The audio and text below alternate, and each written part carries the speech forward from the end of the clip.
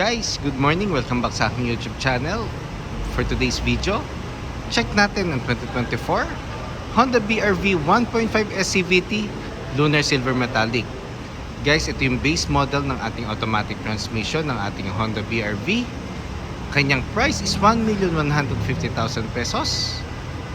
By the way, ito na rin ang second generation ng ating Honda BR-V. So, tour ko na kayo ngayon sa ating featured unit for today. So guys, dito muna tayo sa front portion.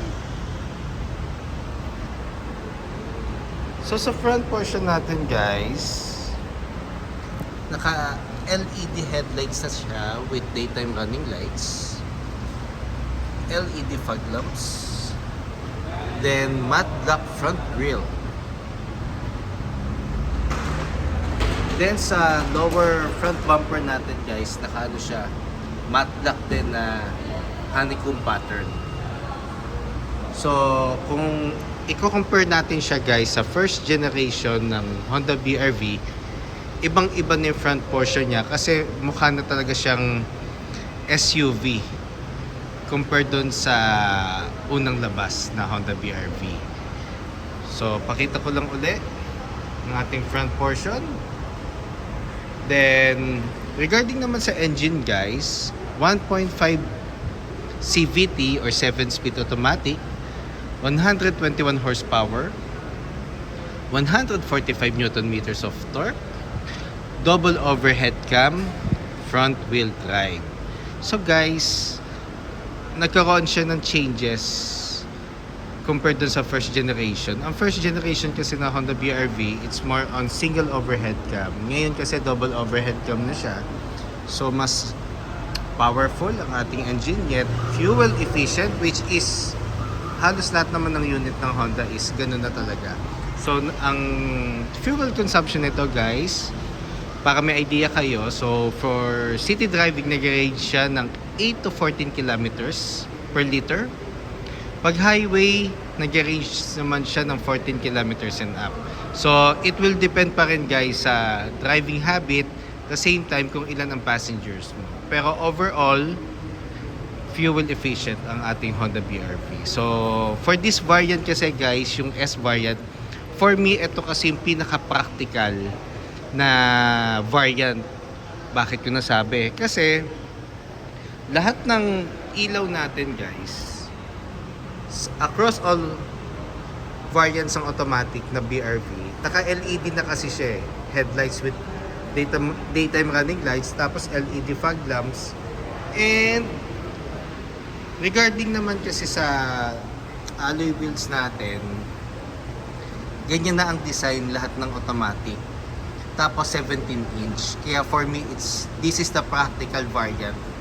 Kung more on transportation purposes lang naman ang ating main reason kung bakit tayo bibili ng sasakyan. So ito nga pala ulit guys, 17-inch two-tone alloy wheels, ventilated disc na ang ating front brakes, suspension is MacPherson strut, ground clearance is 207 millimeters.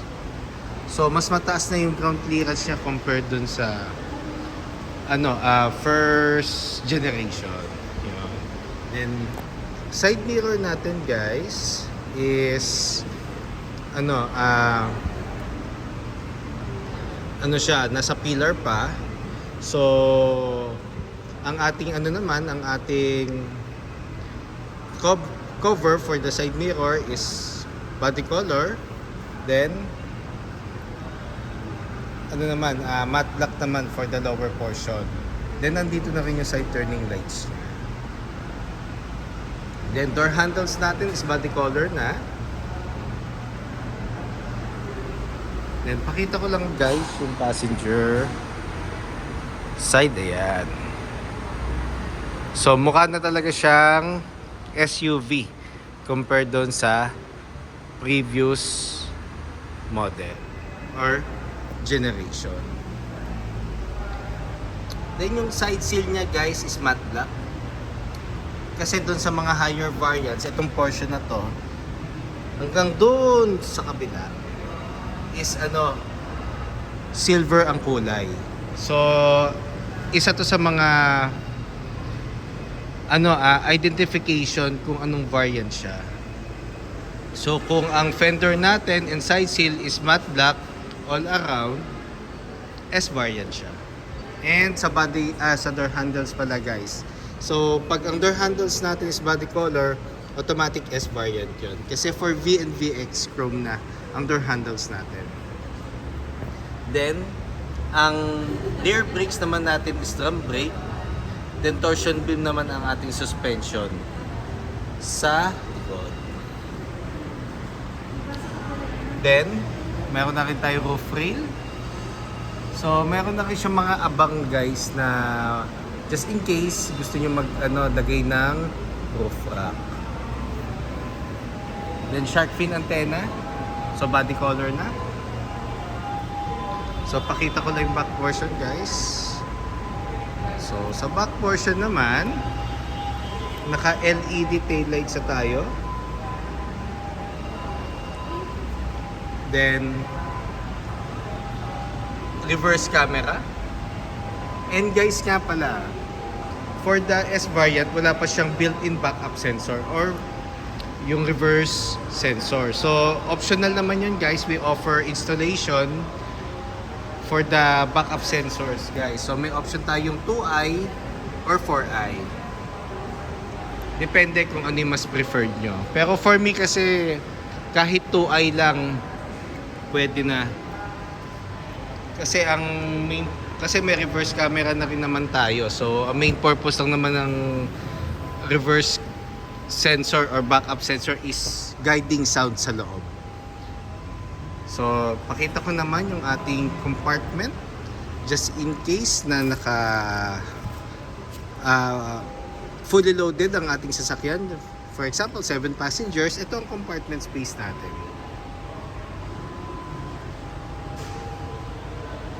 And wala pa siyang kasamang tonneau cover. So ang tonneau cover, ang purpose nun is to flatten the surface just in case na ipa-fold mo yung sandala ng third row. Ito kasi naka-elevate pa siya. So may ino-offer naman kami na tonneau cover dito, so orderin lang natin siya sa parts department. So ang tool set is nandito. Ang jack niya nga pala guys is nasa ilalim ng passenger seat. Then ang spare tire natin is nasa ilalim naman.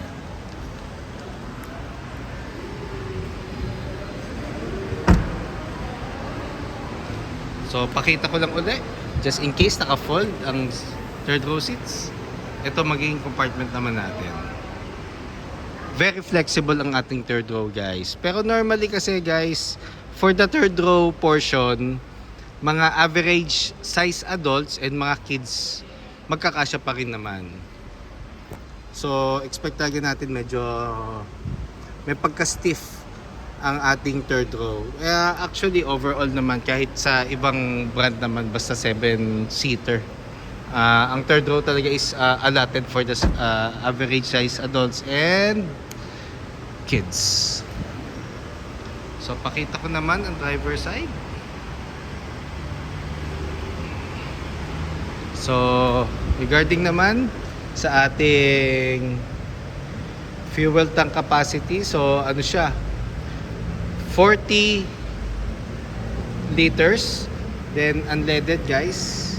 So, kung mas preferred nyo ang higher octane, wala namang problem. Basta wag lang diesel kasi pag diesel lang nilagay natin dito, magkaka-problem at i-drain pa natin yon. So dito naman guys, meron naman siyang reminder pag inopen natin to, meron naman siyang reminder na unleaded fuel only. So dito naman tayo guys, second row. So dito muna tayo sa door panel ng ating second row seats. So texture siya ng urethane with combination of matte black guys.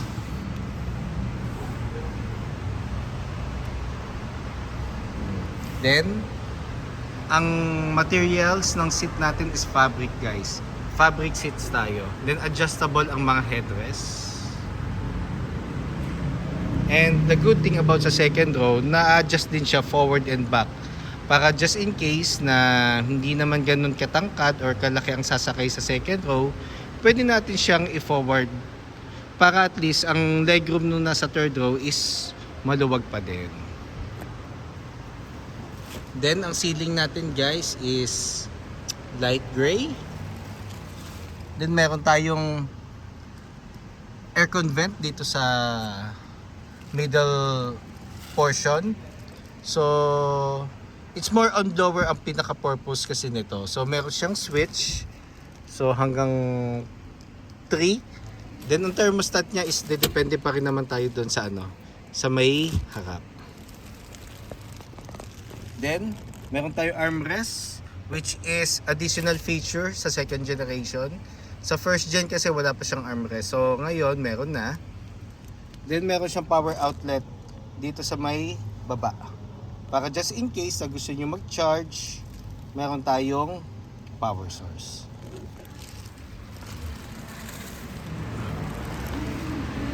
So dito naman tayo guys so keyless entry na nga rin pala siya guys ha. So meron tayong lock and unlock sa smart key. So every time naman na mag-release tayo or nag-release kami, dalawa naman palagi ang natin, ang ating susi. So ingatan lang natin to guys kasi medyo pricey siya. So meron siya feature na remote engine start, which is pag na-park mo siya sa open, pwede mong start muna ang sasakyan mo. So ang purpose nun is to cool the cabin para at least pag sakay mo malamig na siya. Pero 10 minutes without activity, automatic mag-off siya. So dito naman tayo sa door panel ng driver side. So meron siyang chrome or silver accent dito sa door panel natin. Then nandito ang switches natin. So side mirrors. Ito yung knob kung gusto niyo adjust yung mirror. Central door lock, window lock, and window switches. So manual folding pa guys ang ating side mirrors. Then sa driver seat naman, meron na siyang height adjustment. Sa previous generation kasi fix ang ating height pagdating sa driver seat. So ito meron na siyang height adjustment para just in case na medyo maliit ang magdadrive, pwede mong angat yung upuan. So sakay na tayo guys. So sa baba naman guys na manubela, dito sa may left side, nandito ang gas lid. So ito yung for the gas lid. And sa baba niya, ito yung para sa hood. Yun yung mga switch or lever para kung gusto nyo buksan. So dito naman tayo guys sa ating steering wheel, which is urethane ang texture ng ating manubela. Then meron siyang audio control with hands-free telephone assist. Then sa panel naman natin guys, analog and digital. So sa digital portion, black and white pa rin siya. Kasi pag ang unit natin for Honda is equipped with Honda Sensing, normally ang ating digital portion is colored na. Then switch natin. So sa left side ng ating manubela sa likod, nandito ang switches ng ilaw. So fog lamps and headlights. Sa kabila naman is yung wiper. Then push start button na siya. So ang maganda lang dito, lahat ng automatic transmission natin guys, na siya, push start button na. Then touchscreen audio unit with Apple CarPlay and Android Auto ready. Via cord pa rin siya guys, yung Apple CarPlay and Android Auto ready natin. Hindi pa siya wireless. Then sa baba natin is yung aircon buttons. So ito yung thermostat, ito yung fan, ito yung on off. Hindi ko lang kasi pwedeng buksan yung guys, yung unit kasi may mga clients sa loob ng showroom. Then, sa baba naman ng ating aircon buttons, nandito yung power outlet. So, kung magpapaligay kayo ng dashcam guys, hindi ko siya pino-promote, pero syempre may mga clients na mas preferred nila yung mga accessories sa labas. So, ingat lang tayo guys basta ang dashcam natin is dito ang power source, plug and play, walang magiging problema. Pero kung may itatap na wiring, yun ang hindi namin mare-recommend kasi magkakaroon siya ng void ng warranty sa wiring. Saka sayang naman ang 3 years warranty natin guys kung ipapatap natin yung wiring sa labas. So dito naman we offer accessories na kung ano yung needs nyo. So meron kaming winter pine and parts department to cater kung ano man yung gusto nyong accessories sa unit nyo. Then meron tayong dalawang USB port. So for the mirroring and charging. Then 2 cup holders. Then sa transmission natin guys, urethane ang texture. Then itong portion na to guys, tatanggalin natin siya at kukunin natin yung manual key para just in case ma-discharge yung battery ng sasakyan, dito mo isasaksak yung manual key para ma-shift mo lang yung transmission to neutral just in case na na-stuck kayo sa gitna ng daan or pag nakapark kayo at gusto nyo siyang itabi or iusod pa, yun ang pinaka-purpose nun. So sa transmission may park, reverse, neutral, drive, sports mode, and low gear. So sa sports mode guys, mas intense yung RPM, mas mabibigyan kanya ng additional speed and power, pero expect natin guys mas magko-consume siya ng gasoline compare sa drive na transmission. Pero normally naman drive guys, kahit mga long drive, mako-comply pa rin naman ng makina niya yung speed na gusto mo and power just in case na maka-encounter kayo ng mga uphill na daan. Proven and tested na yan guys, and napakatipid talaga ng Honda BR-V. Compare sa mga ka-segment niya with other brands, siya ang pinaka-powerful ng engine. FYI guys, FYI. Low gear. Then traditional handbrake. So kung mag-handbrake tayo guys, yung pinakamataas. Kung pinakasagad. Kasi pag medyo inangat mo lang ng konti ang ating handbrake, may tendency kasi siyang mag-move. So makakamdaman natin siya. So pinakamaganda guys, pag nag-handbrake tayo, yung pinakamataas. Then yung armrest, which is fabric din ang materials. Console box. Then dito naman sa driver seat, so fabric din. Then ang panel natin guys is combination na urethane, then it's more on matte black, then chrome accents. Glove box. So sa glove box guys, pinaka-importanting ilalagay talaga dyan palagi is yung warranty booklet, owner's manual, insurance policy just in case meron kayong hard copy, ORCR, copy lang guys copy lang ng ORCR. So every brand new car naman pag release natin yan, 3 years naman ang registration yan. After 3 years, yearly na ang renewal niya. Then dito naman sa taas guys, nandito yung ating map light. Then visors, which is meron na ring mirror. Then guys, so for today's video, yun lang muna. So medyo limited a units natin guys for the BR-V-S. So bear with us just in case na meron kayong inquiries regarding low down payments, cash discounts, or bank purchase orders. Even test drives guys, pwede kayo magpa-appointment sa akin. Even parts, inquiries, and service appointment, i-a-assist ko kayo. So don't hesitate to call or text 0906-386-8937 or visit me at 141 Quezon Avenue, Quezon City. And syempre, look for me Ross Oliver Cruz, ang inyong friendly sales executive here at Honda Cars Quezon City, providing a hassle-free transaction to all customers since 2016.